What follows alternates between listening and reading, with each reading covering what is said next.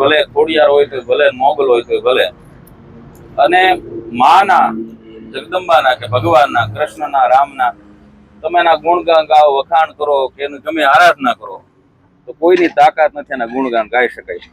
ભગત બાપુ લખે છે, ગાવા ગાવા તારી સેજલડી ના ગીત, એ ગાવા ગાવા તારી નિંદરડી ના ગીત, ગાવા ગાવા એજી મારે સોનલ માં ગીત, એ ગાવા ગાવા મારે ખોડલ માં ગીત. પણ મારી મારી વાણી ના એ હિમાડા બાઈ ના પૂરા થયા હો રાજ, મારી મારી શબ્દની એ આવરદા બાઈ ના આવી રહી હો રાજ. હવે માં કરે શું?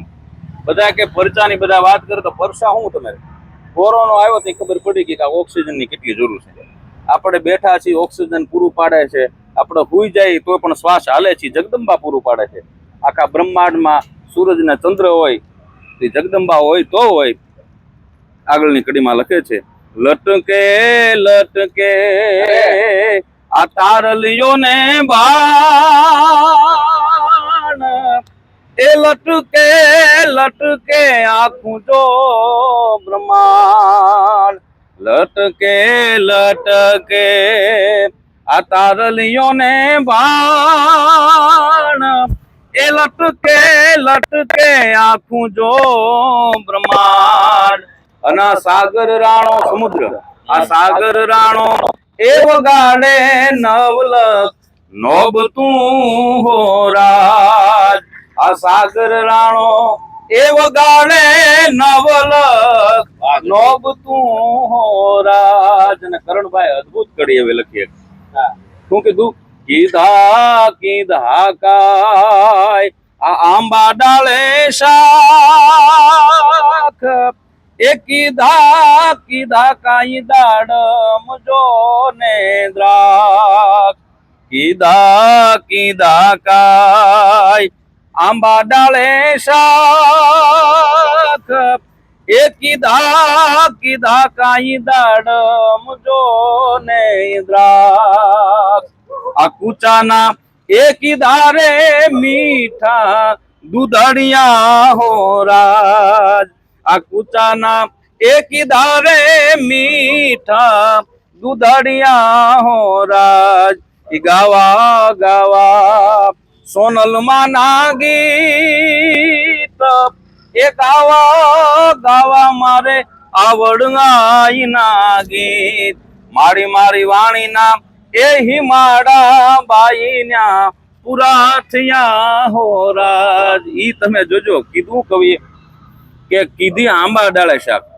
તમે કેરી પકવો, બધાને ખ્યાલ હશે, એની મીઠાશ આવે, અને આંબા પર હાથ પાકી હોય એની મીઠાશ. વાહ ભાઈ વાહ. હાથની મીઠાશ જેવી કેરી મીઠાશ ન હોય, કારણ કે કુદરતી છે. અને આખી વિજ્ઞાન ગમે એટલી આગળ વધ્યું હોય, વિજ્ઞાનને વંદન છે આપણું, આ સાયન્સને વંદન છે, સારી વાત છે. પણ સાયન્સ ગમે એટલું આગળ વધ્યું હોય, પણ આ ધૂળ ખડ ને બધું ખાય ભેહું ગાયું, એમાંથી દૂધ બને એવો હંચો કોઈ બનાવ્યો? આ બાજુ તમે હેરડી નાખો તો ઓલા બાજુ રહ નીકળે. બધા એમ કે ભાઈ વિજ્ઞાન છે, આ તો ઘાસ ખાય છે એટલા માટે દૂધ નીકળે. તો બનાવો હંચો એનો, મશીન બનાવો, નાખવામાં કૂચો. ગાવું આપણે બચારી ગામે ગામ બધે રખડતી કૂચા ખાતી હોય તો એ દૂધ કેવું અમૃત જેવું આપે. એવું મશીન બનાવો કે એક બાજુ કૂચો નાખજો ને એક બાજુ દૂધ નીકળે. કોઈની તાકાત નથી. એ ઉપર કુદરતના હાથમાં છે. અને અદભુત કરી હોય કે કોઈક ભાગશાળી માણસ હોય ને જગદંબાને જાણી શકે. કરણભાઈ બધા નો જાણી શકે. માતાજી એટલું કીધું, બધા હવે બધા એમ કે તમે મહેનત કરો તો આગળ વધો, એવું કે ને બધા નિયમ છે, કર્મનો સિદ્ધાંત છે. કૃષ્ણએ કીધું કર્મમાં હું છું. હવે મહેનત તો મજૂરો કરતા હોય, ઓહો માળની બિલ્ડિંગ થતી તગારા ચડાવતી મહેનત જ છે ને, નથી પૈસા. તો પૈસા થાય, સમૃદ્ધ થાય નું કારણ શું? એ જગદંબાની કૃપા થાય ને તો સમૃદ્ધ તમે થાવ. અને ભાગશાળી માણસ હોય, માને યાદ કરી શકે, માને જાણી શકે. એટલા માટે છેલ્લી કડીમાં કે કોક જ જાણે કા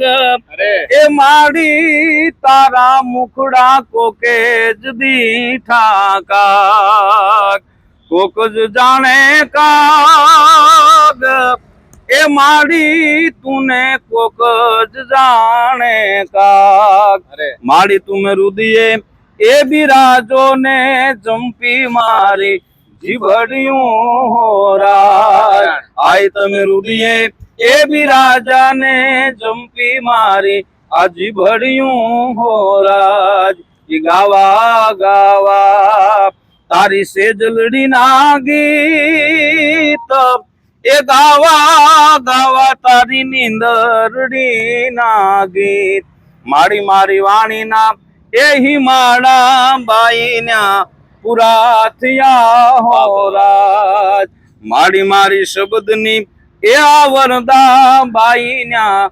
આવી રહી હોરાજ હિમાળા શબ્દ ના પૂરા થઈ જાય કોઈની તાકાત નથી જગદંબાનું વર્ણન કરી શકે